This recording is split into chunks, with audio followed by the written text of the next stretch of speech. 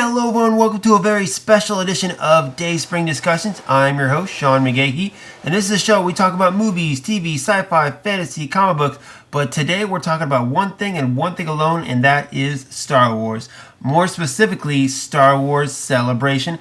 I am joined by my co-pilot on this trip and also in life, Miss Lisa Locke McGahee. Say hello. Hello. Alright guys, so Lisa and I were lucky enough for this last weekend to attend Star Wars Celebration. That's right, in Orlando at the Convention Center. We attended all 4 days. It was our first Star Wars Celebration, and we're going to sit back, give you kind of a brief summary of what we experienced, what we thought about it, what we liked about it, what we disliked about it, and then maybe briefly go through a few highlights such as the Last Jedi trailer and the Rebels Season 4 trailer. So, starting off, like I said, this was our first time going.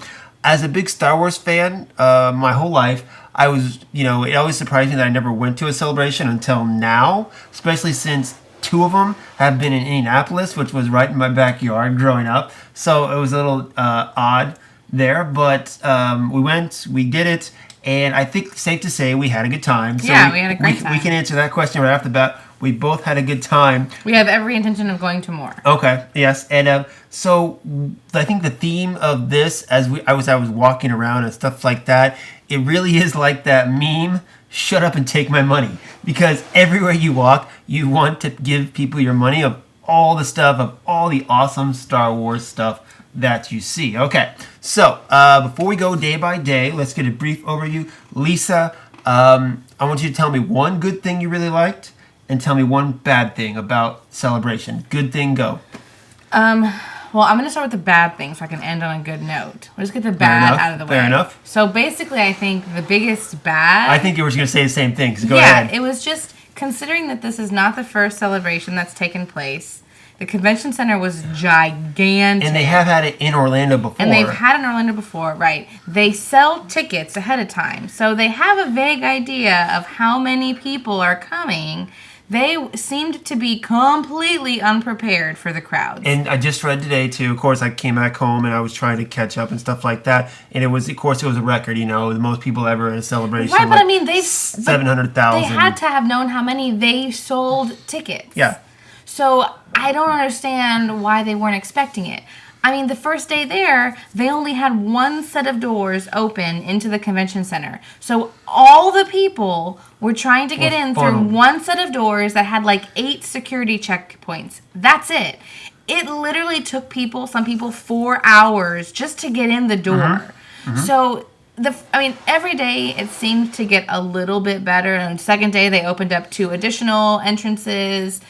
The security guards seemed to be working a little bit faster.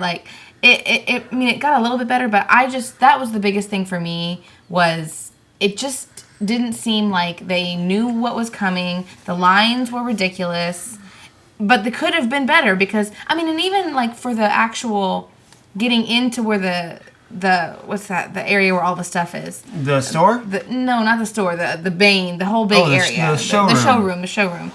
Even getting into there was 12 areas where there were doors leading in and out, but you could only go in 2 of them. You could come out all of them, but you could only go in 2 of them. Yeah. So every time you'd come out, to go to the bathroom or something, you'd have to walk all the way down to go back in, which was also really super annoying. And then, most of my issues, the bad for me was just things like that. And just like we talked about before, misuse of the space available. We talked about, we were really looking forward to going and watching the filming of the Collider Jedi Council. Yeah, Jedi Council and Schmodown. And that one I didn't mind missing so much, but I really wanted to go to the Schmodown. And that room that they had them in was tiny. We got to the Schmodown almost 2 hours ahead of time, and they already had cut off the line way before. It was just that kind of stuff just kind of... Now, do you think I said it before, I feel like that it was a undervalued or, not quite understanding the how many fans Jedi Council and Schmodown has, as opposed to space. Really, is what it is. I mean, just the bottom line, though, a lot of those things could have been in bigger rooms. They knew how many fans were going to be there. Like, why make the rooms so small? Yeah. I mean, even the kid room, we tried to get Pretty- Nora yeah, into the Padawan Jedi training, Yes. and even that there wasn't enough space.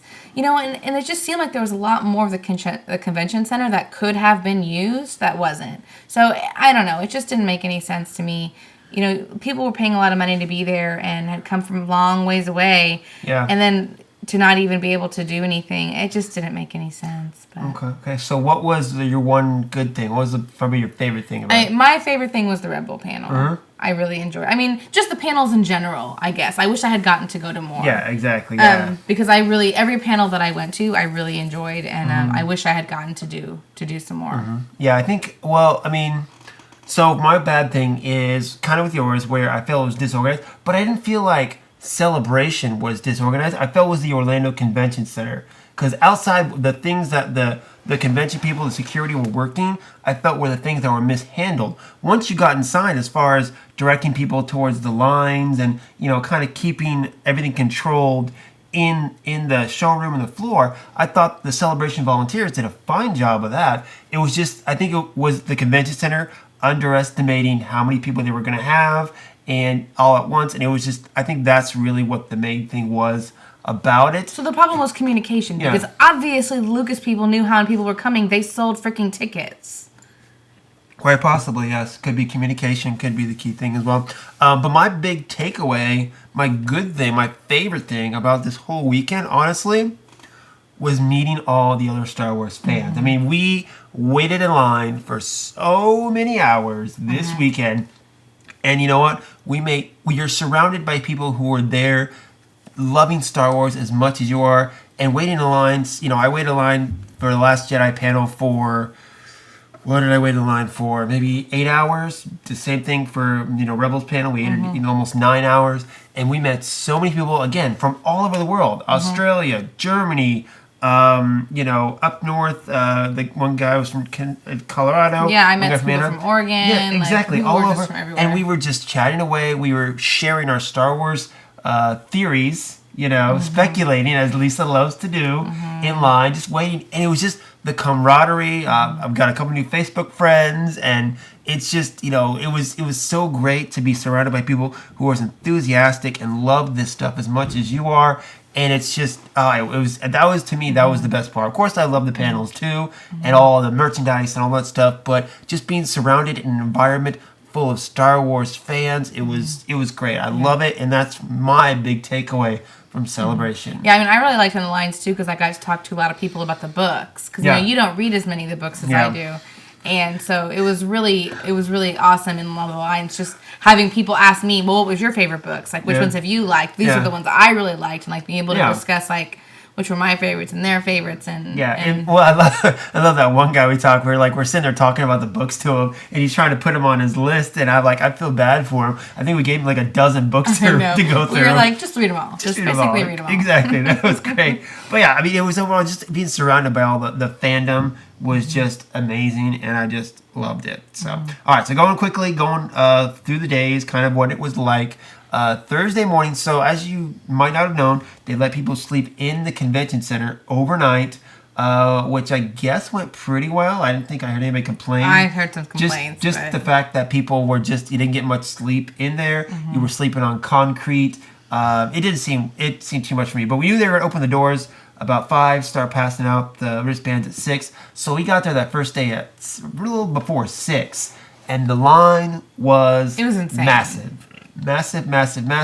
We waited, probably 2 hours to get in or so to get a wristband. So we missed the wristbands for the 40th anniversary, both the main stage and the 2 overflow rooms. So we didn't get into that, but we did get wristbands for the Filoni panel, which was awesome. With Pablo. And that one, I gotta say, was a great kickoff. Like, as far as our first panel, hearing Pablo Hidalgo and Dave Filoni talk about all the characters that Filoni helped create, Ahsoka, Rex, Cad Bane, all these other characters. I thought it was a great way. After I got out of after having a kind of a rough morning, I was like, no. And then just to, hear just kick it off with that. After that, my energy level was back on a that high. panel was great. So that was really cool. And then, of course, went to the different panel after that. Went to the Rogue One music panel. Which I really enjoyed. I know you didn't enjoy it as much as I did. I wasn't enthusiastic about it, but as it went on, I liked it more and more, especially when they were talking about incorporating the music of the old trilogy and into, Rogue One and stuff like that. I thought that was kind of cool, but I know you liked it more than I did. Yeah, I really enjoyed it. I mean, because there was just a lot of talk about, like, the theory behind the music and, like, all the detail with that goes into writing the score of a music. I mean, I love, like, the music.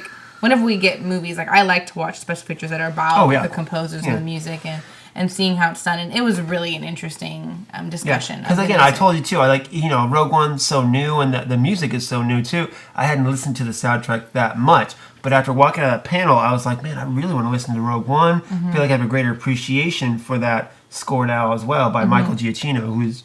I'm not surprised it was, the thoughtfulness that went into it, because Giacchino was just an amazing composer. So in that instance. So then, as far as panels goes, we tried to get into Collider, the Jedi Council, which was not going. They had the smallest room.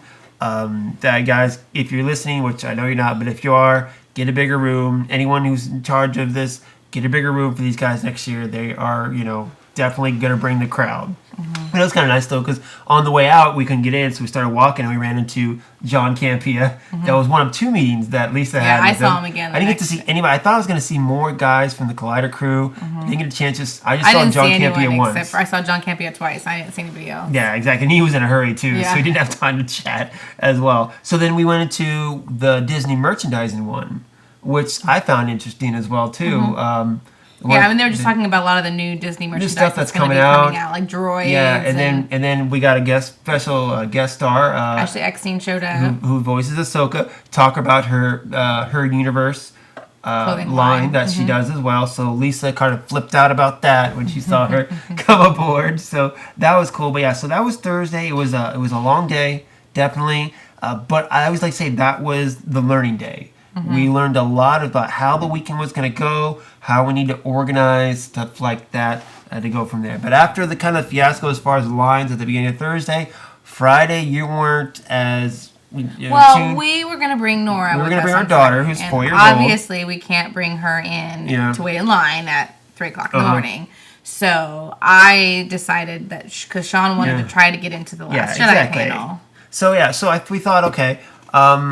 it was the day we were going to bring Nora. We didn't want to bring her early. But we realized from Thursday is once you get in, don't leave. Yeah, because then you get into the nightmare of trying to get in. Because on Thursday, we got our wristbands, left to shower, came back, and it took us hours to get back in. Well, even though subsequent days it wouldn't have taken that long because they opened the extra doors. Because they opened the other doors. But we weren't sure. And plus, like, if you want to get good seats, you got to stay there. You got to stay there and get back in line. Exactly. So I went to go stand in line for the Last Jedi panel. I got there about 4 a.m. I wasn't towards the front, but I don't feel I was towards the back. And again, keep in mind that people were still inside there sleeping over that night. And that was the only bad thing, too. Is like that was the only time the whole convention that I didn't feel like the camaraderie, because this one guy bumped another guy, and they looked like they're about to get into a fight. And I'm like, come on, guys, really? We're all here for the same thing. Yeah, it's 4 a.m. We eat our coffee, but, let's all just get along and stuff like that. But I got into the first overflow room of the Last Jedi panel. So I ended up getting there with seeing on the big screen, seeing the panel live, and it was hosted by Warwick Davis. Warwick Davis, yeah, he did the first overflow room. He did that, and that was really cool because he was playing with the audience. He plays with the crowd so well. You can tell he's just a professional, much like most of the guys like Anthony Daniels, Mark Hamill. They've been doing these things for so long. They know exactly what they're doing. They know how to get the crowd going, and just overall, fantastic energy to start it off. So I got to see the Last Jedi panel, not live with the crew, with the cast, but I saw it up on the big screen. They played it several times, and it was so cool. And then afterwards, we got a poster, which was awesome, which I'm looking forward to framing as well. That promo poster you've been seeing online, that's what I got. I'm going to frame it be jealous. Be very, very jealous. It's not a full-size poster. It's not a full-size poster, but it's still pretty cool, and I got one. So that's all I'm going to say about that. But I like that too. That's where I kind of met the first group of friends that I was talking about, and got to hang out with them. I sat there and we just talked everything. We talked Rebels. We talked theories and stuff like that. This one guy that I was talking to, Luke, he had a whole theory as to how Episode 8 was gonna go, like story for story, shot for shot, everything. I'm like, what? You thought about that pretty hard. I was like, all right, that's fine. I have ideas, but he had it all mapped out and stuff like that. I'm like, all right, cool. So then as far as panels go, we tried to get into the Schmodown, but an hour and a half beforehand, we tried to line up. It was already full. I was super sad. I really wanted to go to the Schmodown. Sam Witwer is my favorite. It stunk. Okay, so then we went and stood in line. And granted, of course, we have a toddler with us at this point, 4-year-old who can't sit still for very long. So we went to go sit down and go to the audiobooks one, which I wasn't a big fan of, but I know you wanted to go see. You didn't go to that one? No, I didn't go, because after sitting there for a while, you were like, if you don't want to go to this one, you don't have to. I'm like, okay, bye. Yeah, so you wouldn't got in line for the other one. The DK Publishing. Right. So I went to it was basically like into like how a Star Wars audiobook is made, which I thought would be really interesting because I love the audiobooks. She does the audiobooks. I listen to them all the time. And the panel was basically the producer who produces all of the Star Wars audiobooks and one of the guys who reads a lot of the audiobooks, Mark Thompson. And so he actually just read the new Thrawn book that just came out, and he read the original Thrawn trilogy, and he read the Aftermath trilogy that just finished. He's read a lot of them, and it was so interesting. I'm so glad that I went because they showed exactly like the producer as well as the talent talking about the process and how it goes into it, and like Mark Thompson talked a lot about how when he creates all the voices for all the characters, he talks about like what he does to create all those voices, because a lot of them have never been voiced before. A lot of characters that aren't in the movies. So, and then even the ones that are in the movies, he talks about like how he tries to like make it similar, but he doesn't want to try to imitate them too closely. And so anyway, I was really glad I went. It was really. Nora fell asleep in my lap right at the beginning, so she slept through the whole thing. Which I wanted to ask some questions, and so I was kind of sad that I couldn't. I had a toddler in my lap, but it was really. I'm glad I went. It was really interesting. And then I'm glad I went. I stood in line for the DK Publishing, and I love that because they had it was a writers' roundtable is what they called it. They had several Star Wars writers there, about 5 of them. No, there was more than that. 5 or 6. Oh, there was like 8 or something. Maybe, that whole stage was full. Of course, the main one was Timothy Zahn, the legendary Star Wars writer who wrote Heir to the Empire. Recently wrote Thrawn, which I'm in the middle of. I'm listening to the audiobook. I'm about halfway through. Hopefully I can finish it in the next couple days so Lisa can start it, perhaps. But that was really cool. I'm not sure. I thought it was just going to be writers talking, really. But they actually did announce a couple new books. They announced a Phasma book coming, a couple of the comics coming. There's a Rey book coming. No, not Rey. Jin. The Jin There's one. There's a book coming out about And they were Jin. handing out stuff, too. They were handing out free copies of these advanced books, too. Which is when I started to realize that next time we have to dress up. Because if you're dressed up or if you're a kid, that's how you get free stuff. And I was neither. So I'm like, okay, I got to dress up and I got to bring the kid next time. Yeah. Because that's how you get free stuff. Well, they did announce that they're doing a comic for kids that's going to be coming out soon. Star Wars Adventures? Yeah. Galactic Adventures? Yeah, and then they also announced they're going to start a young reader series, like the ones that are like level 1, level 2, level 3, that are going to be for girls, and they're going to kind of headline the heroines of Star Wars. It was like Forces of Destiny, I think is what it's called, or something like that. What's called that? The one they announced, the one like for the girls that star the girls. It's not one book. It's going to be several, but each of them. But it's about the girls. Like it's Sabine, Rey, Leia, and who else? Whatever. I don't know. They didn't show them all. But and they also announced, which is awesome, is that Claudia Gray is going to be writing a Leia book about Leia when she was young, which she wrote Lost Stars and Bloodlines, which I really like. Bloodlines. Lisa did too. I'm not a fan of Lost Stars. Everybody liked Lost Stars except for Sean. It's what it is. Yeah, it is what it is. What are you gonna do? So anyway, that's one thing too that really, I guess, going back to just the one bad thing I felt with the books was the only new thing we got. We knew Last Jedi was coming. We knew season 4 of Rebels was coming. We even knew that what am I saying? Like in the comics, when I went to the Marvel Comics panel, they talked about all the comics they had already announced were coming. The book that one with the books, the couple books they announced were just the only new thing that we got. So that was one thing I didn't like because they didn't announce a new anthology movie, didn't announce a new animated series or live action series.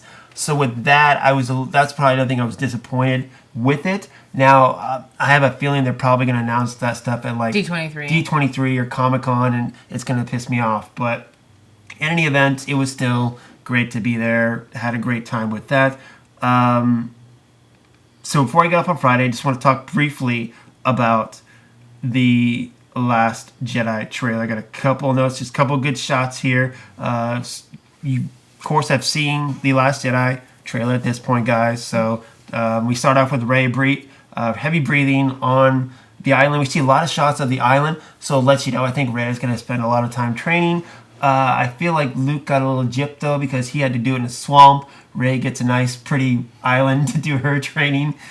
So you got to blame Yoda for that, I guess, too. And then we have what we call the Superman shot or Man of Steel shot, where you see her hand and the rocks are moving up. Where it's like, she's very powerful in the Force. Just kind of like the shot of Man of Steel when he bends down, the ground comes up. I'm sure that's probably where they got the idea. And Luke's talking to Rey about what do you see, and he sees the light side when you see a backside of Leia, the dark side when you see a broken helmet. Some people think it's Kylo Ren's. It looked like Vader's. Kylo Ren's to me. I thought it was Vader's. Oh, I thought it was Vader's too. And at this point, people were comparing it to the Force Awakens trailer, and I'm like, at this point after rewatching it a couple times, I'm like, yeah, it kind of does, because there was a shot in the original trailer was like the light side where they showed Leia's hand, and then the dark side where they showed Vader's mask, and it was kind of the same thing there. So I get the symbolism between the two. With the other one, the shot, we didn't know what it was. I was listening to Christian Harlow from Collider doing his breakdown of the trailer, and I realized what that shot was, which is books on a shelf with like bark on it, like on a tree, almost tree shelf. And he was talking about, several people have mentioned it as well, in one of the spin-off comics, Shadows of the Empire, Luke and Poe's mom takes two trees that are Jedi that grew in the Sith temple, and they took them back from the Empire. Luke had one, Poe's mom took another one as well, and people are saying maybe that's one of the trees that he took that grew up, and that's the tree that spawned from it. But the books are I think the important thing, because after that you see in one of the pages you see the Jedi symbol in there. And people are saying that we're actually might see the Journey of the Wills. Now, the Journey of the Wills is when George Lucas first started writing the original Star Wars. It was dubbed Journey of the Wills / Luke Skywalker story. Where Journey of the Wills was really supposed to be, before you got the name Star Wars, it was Journal of the Wills. And in canon, it's kind of basically the story of the Force, the story of the Jedi, all written down. Luke was supposed to spend all these years hunting down Jedi stuff, so maybe he found those books. That's where he keeps them. He's got all that knowledge there, and maybe we might actually see the Journey of the Wills in this actual one. We'll have to wait and see about that.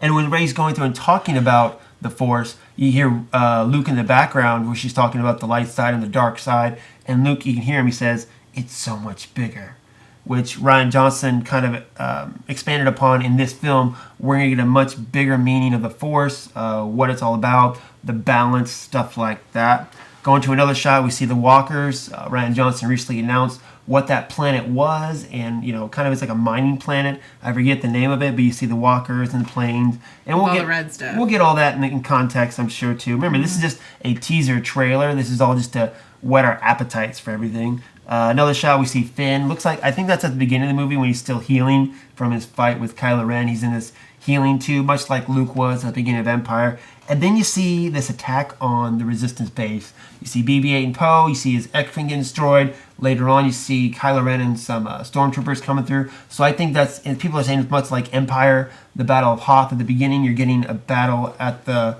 Resistance base that they might suffer some casualties to start off with there.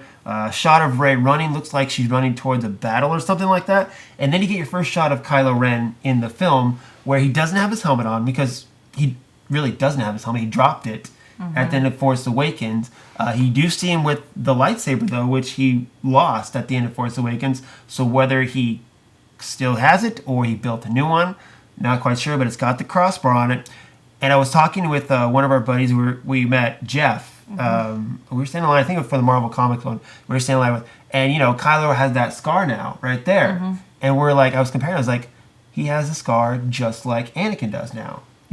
Across his eye like that. And then if you compare the two of them, they both craved power. They both wanted to use the dark side to crave that power. Of course, in Force Awakens, we see him kind of worshiping Darth Vader's helmet a little bit too. So the similarity between those characters kind of popped into mind too. And that was a great thing too. Again, talking with people the whole weekend about stuff was bouncing ideas off each other. Where like I came to several more realizations, several more theories, just talking about it and stuff like that. You see a space battle as well in there. I'm sure that's going to be one of the last space battles. And the main shot that I think really was the trailer was the shot of, it looked like you had R2-D2, somebody in a robe was kneeling down, you had dead bodies, and then you saw it looked like something burning. I think that's going to be the flashback of when Luke tried to start up the Jedi Order and Ben or Kylo turned to the dark side, formed the Knights of Ren, whatever. They burned the Jedi Temple to the ground, they killed all the people, and Luke and R2 are just sitting there watching it all be destroyed. I think that's what that shot is. And then, of course, we end the trailer with Luke saying that he realizes there's only one truth.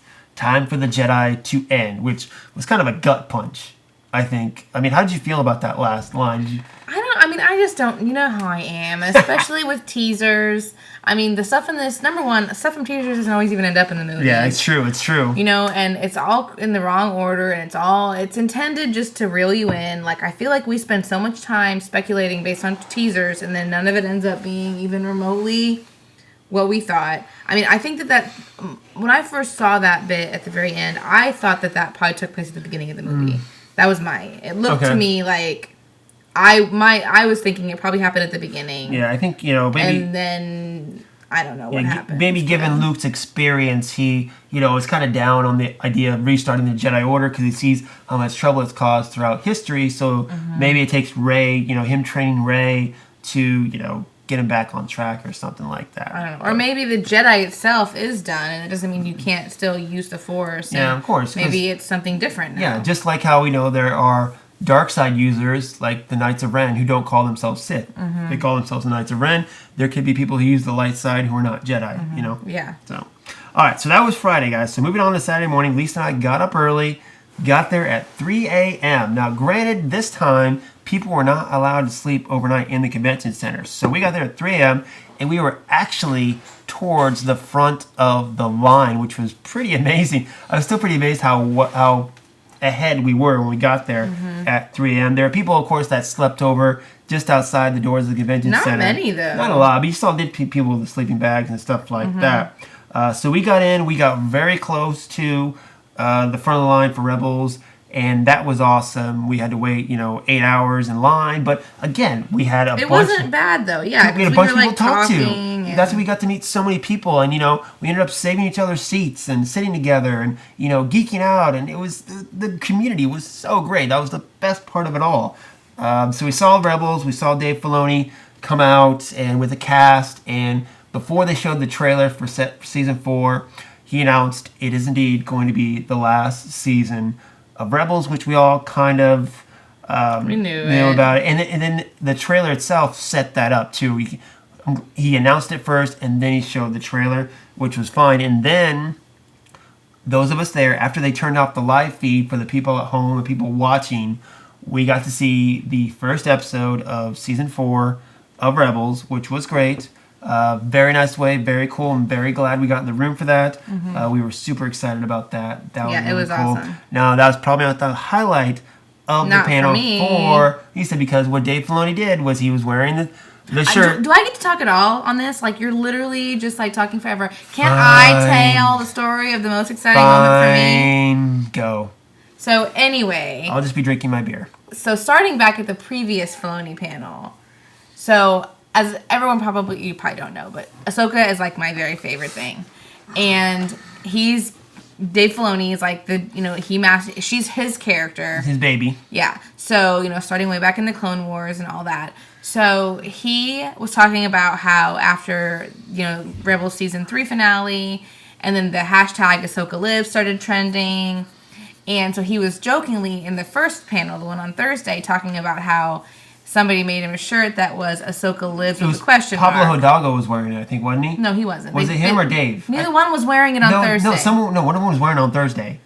I think it was Pablo was wearing it He Thursday. had a zipped up hoodie. You couldn't even see. I think because he unzipped his hoodie and you saw it. Anyway, is what it was. So they were talking about how for him, he's like, it's more like Ahsoka Lives, like with a question mark. So anyway, but of course he dodges all the questions about whether or not she's still alive. So then at the Rebels panel, when the lights came back up after they showed the trailer the second time, but before they showed the episode, his shirt, he was wearing the Ahsoka Lives with the question mark shirt, and the question mark had been changed to an exclamation point. And it was super subtle, and he didn't even draw attention to it. He didn't say anything about it. He didn't point it. It just, if you saw it, like, it was awesome. I was like super geeking out at that moment. Yeah, but he didn't do anything else. But he didn't say anything else about it. So you don't know if that means Ahsoka's going to be back in season 4, or if that means Ahsoka's going to be back in some other kind of animated series, like maybe whatever he does next will be something concerning Ahsoka, or if that just means that she's still going to be available for other writers or people to use in their programming. I don't know.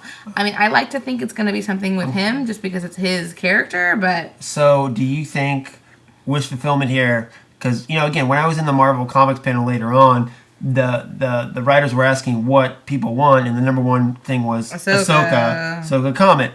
So do you think maybe we're getting wish fulfillment, Dave Filoni, spin-off film, Ahsoka? I would rather there be another animated series. I'd rather the next animated series be about Ahsoka. Mm-hmm. Personally. Fair enough. All right, so then after we got out of the Rebels panel, we headed over. We were planning a heavy panel day, really, for all this. We didn't have Nora, so we were fine with that. Went to the Del Rey panel, but I thought we were going to get more book announcements, and it wasn't. It was just a discussion. They said right off the bat, hey, we're not announcing anything new. We're just talking and asking questions. And it was all the same people that had been in the previous panel, except for Christy Golden. So at that point, we were starving. So we said, okay, they're not announcing anything new. Let's go get something to eat. So we went to go eat something to eat, and once we did that, we waited in line. Oh, this is when we started the Sam Witwer saga, so to speak, where Lisa had a photo op with Sam Witwer, the guy who voices Darth Maul, and they go. You want to tell us, or can I tell us? Well, it's just the times got changed several times, and his stuff was running late apparently all weekend. For good reason. He's very social, so he actually takes a lot of time and talks to the fans. But because of that, all of his stuff was running late. So, basically, it took me, 3 different times going down there before it was finally the time for my picture. So I missed a panel that I really wanted to go to because I was down there waiting, and then they told me that it was going to be another hour, and so I could have gone to my panel after all, but by that point it was too late. But yeah, the way that the photo ops go there too, I mean, it's like a freaking assembly line. You literally get 2 seconds. It's shake hands, smile for the picture, and move on. Yeah, that's what people are saying. So then you went ahead and bought an autograph for the following day. Next day. And then I ended up spending the whole next day waiting in line for my autograph. But again, for the same reason, it's because he talks to people. Yeah, which is... So, there were some people in line who were just trying to get an autograph, to fill a book. They didn't really even care that it was him or whatever. And they were bitching. They were all like, just quit talking so much. Move on. And I was like, no. Dude, I'm like, I don't care if he doesn't sign anything I have. I just would like to talk to him for a few minutes, Mm-hmm.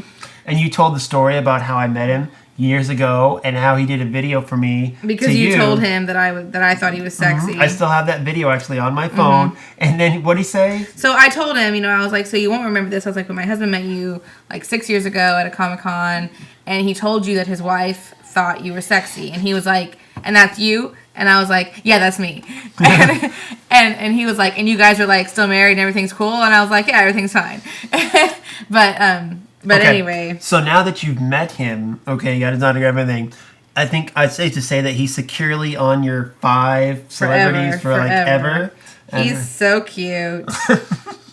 Fair enough. Well, anyway, so then Saturday, me and one of the guys we met, Jeff, go up to wait for Pablo Hidalgo's Behind the cantina. the canteen archaeology, as they called it. And then that's when you came up and be like, because you didn't get your chance with Whitworth, so you came up and met us, and we did that one. Now, I remember I wanted to be interested in this one, but I was so freaking tired at that point. I know, it was interesting, 3 p.m. But yeah. I'm like, oh my God, I have to be up.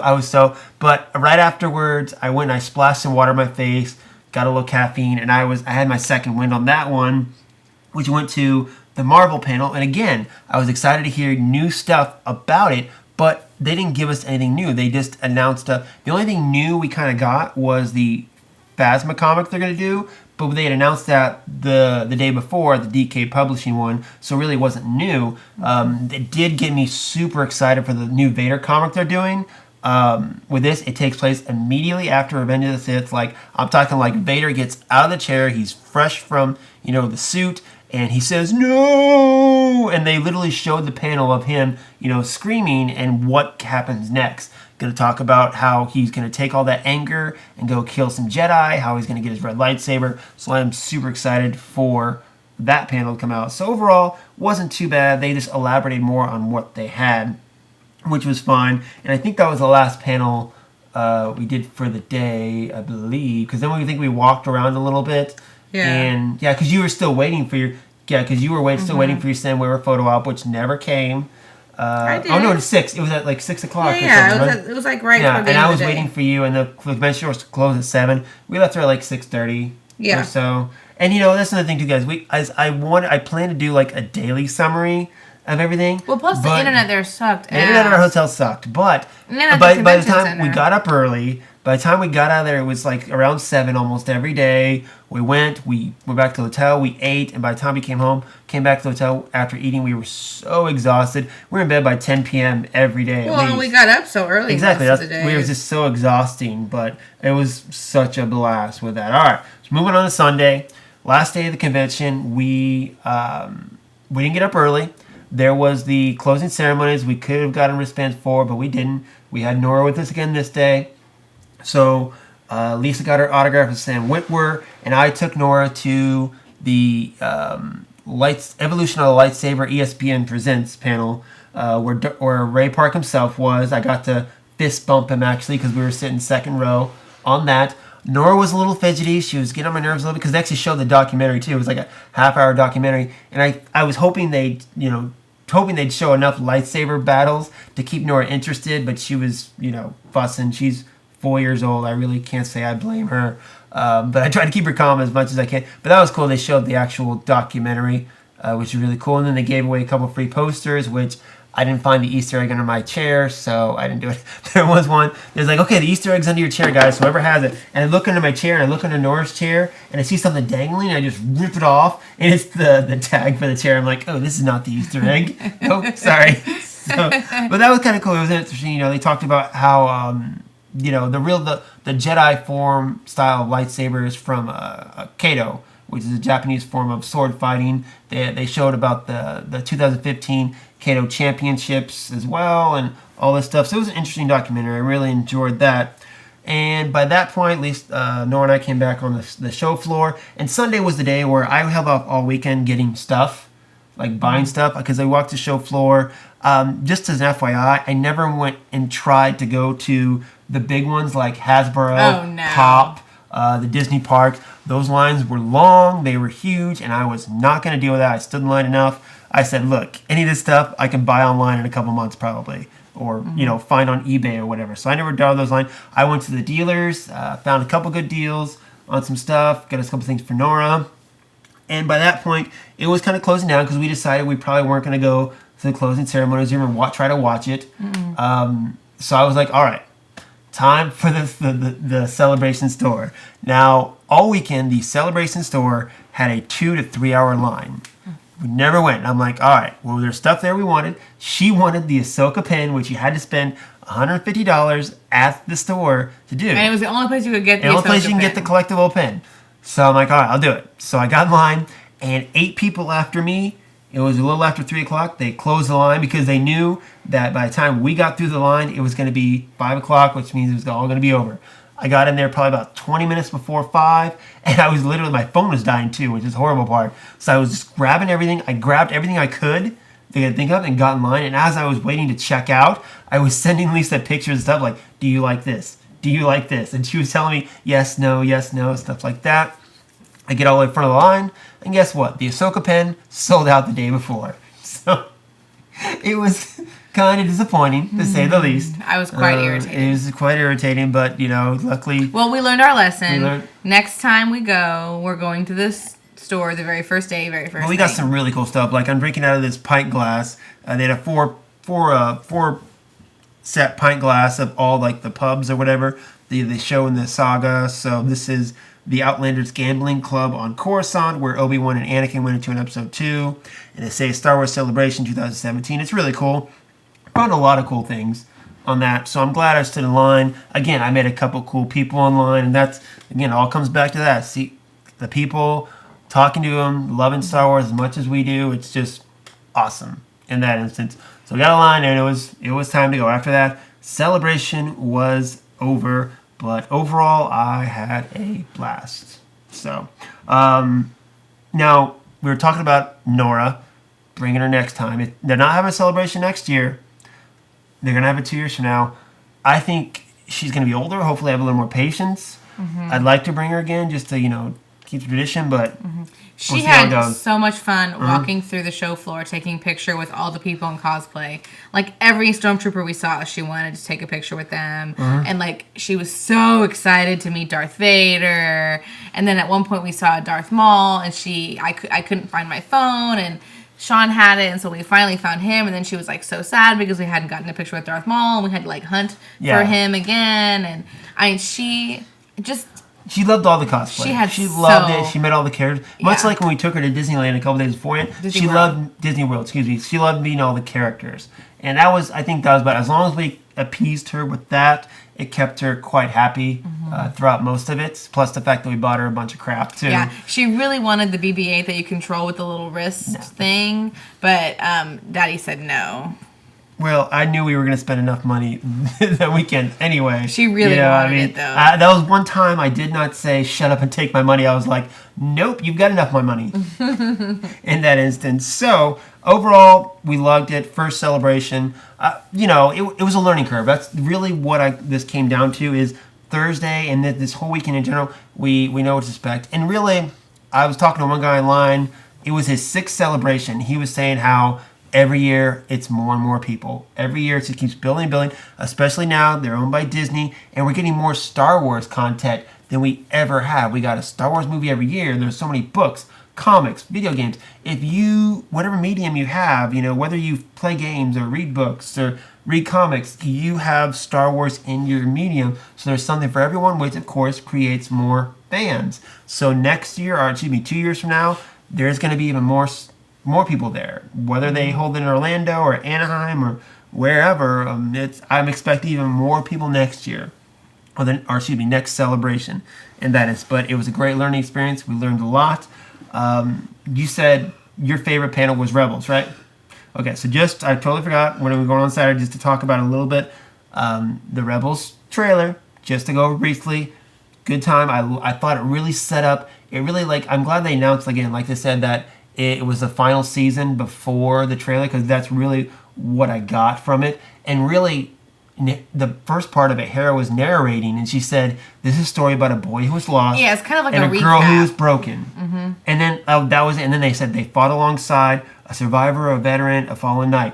And really, to me, that first part said, what we've kind of speculated is this is Ezra and Sabine's story.